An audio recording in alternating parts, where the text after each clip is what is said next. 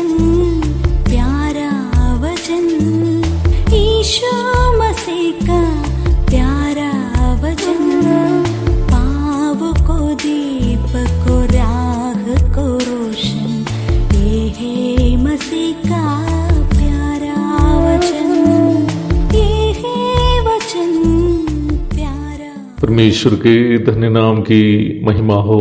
प्रभात मनन के सत्र 1853 में आप सभी का बहुत ही विनम्रता के साथ स्वागत करता हूँ। आइए आज के मनन के लिए हम पढ़ते हैं इब्रानी अध्याय 5 पद 7। यीशु ने अपनी देह में रहने के दिनों में ऊंचे शब्द से पुकार पुकार कर और आंसू बहा बहा कर उससे जो उसको मृत्यु से बचा सकता था प्रार्थनाएं और विनती की और भक्ति के कारण उसकी सुनी गई। जैसे कि पूर्व के भी मननों में याद दिलाया था, जिस भाग का हम मनन कर रहे हैं यहाँ प्रभु यीशु मसीह की याजकपन की सेवगाई का महत्व पर चर्चा की जा रही है। याजकपन की सेवा के बारे में हम देखे थे कि यह सेवगाई मनुष्य के प्रतिनिधि बनकर पवित्र परमेश्वर के सामने उपस्थित होने की सेवगाई है। इस्राएल के याजक लोग इस्राएलियों के लिए परमेश्वर के सामने इस्राएलियों के प्रतिनिधि के रूप में उपस्थित होकर न्याय व्यवस्था के कर्मों और अनुष्ठानों को निभाने वाले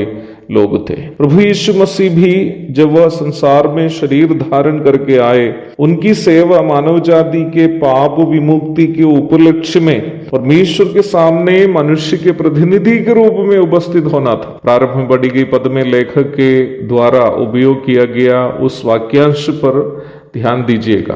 यीशु ने अपनी देह में रहने के दिनों में, ये वाक्यांश यीशु मसीह के संपूर्ण मनुष्यत्व की ओर इशारा करने वाला एक वाक्यांश है। इससे हम ये अवश्य समझ लेना चाहिए कि पद में आगे जो बात बताई गई है वो बात प्रभु ने अपने संपूर्ण मनुष्यत्व में होकर मनुष्य के प्रतिनिधि के रूप में परमेश्वर की उपस्थिति में की है। आग की झील अथवा नरक पापी मनुष्य का अंतिम मंजिल है। प्रकाशित वाक्य 20 की 15 और 21 की 8। नरक के स्वभाव के बारे में बाइबल के विभिन्न भागों में हम देखते हैं। नरक का एक विशेषता यह है कि वहां रोना और दान पीसना होगा। मत्ती 8 की 12, 13 की 42 और 50, 24 की 51, 25 की 30।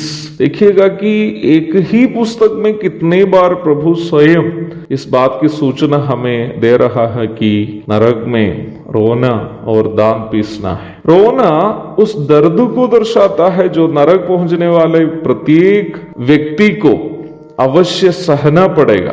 दांत पीसना उस निराशा को दर्शाता है जो सुसमाचार को नजरअंदाज करके यीशु मसीह का इनकार करने के कारण प्रत्येक पापी मनुष्य नरक में अनुभव करेंगे। कहने का तात्पर्य यह भी है कि नरक का दर्द एक ही समय मानसिक एवं शारीरिक होगा। वहां पर शारीरिक दर्द का एहसास भी होगा और यीशु मसीह को इनकार करके नरक पहुंचने के कारण होने वाला निराशा भी सहना पड़ेगा, मानसिक दर्द। इस्राएल के महायाजकों को जब वे परमेश्वर की उपस्थिति में पाप बलि का अर्पण करने जाना होता था, इस्राएल के लोगों के पाप का बोझ भी अपने हृदय में एहसास करना होता था। अन्यथा वे कभी भी उन लोगों के प्रति जिनके लिए वे प्रायश्चित बलि का अर्पण करते थे सहानुभूति नहीं रख पाते। हमारे प्रभु यीशु मसीह भी मानव जाति के लिए अपनी ही देह को प्रायश्चित बलि के रूप में अर्पण करने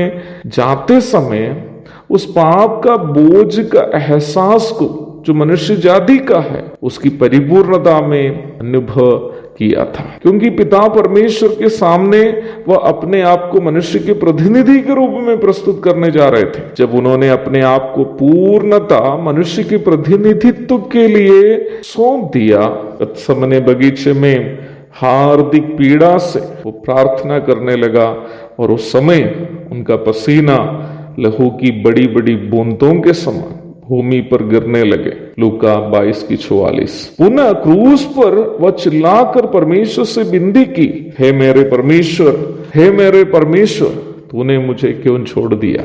मत्ती 27 की 46।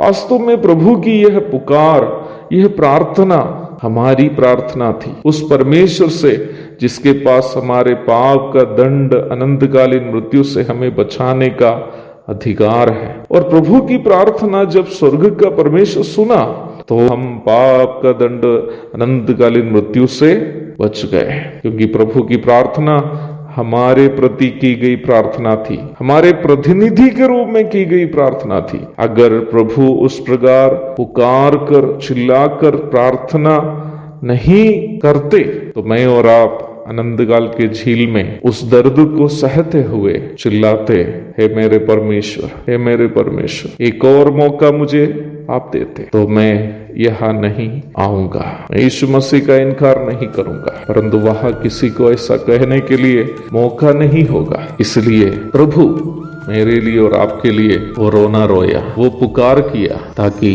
मुझको और आपको नरक में चिल्लाना नहीं पड़े। एक और शुभ दिन की धन्य कामनाओं के साथ आज का मनन मैं यहाँ समाप्त करता हूँ। प्रभु आप सबको आशीष दे।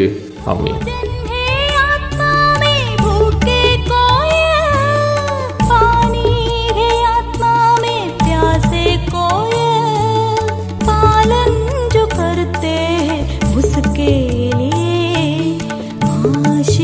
पाने का साधन है।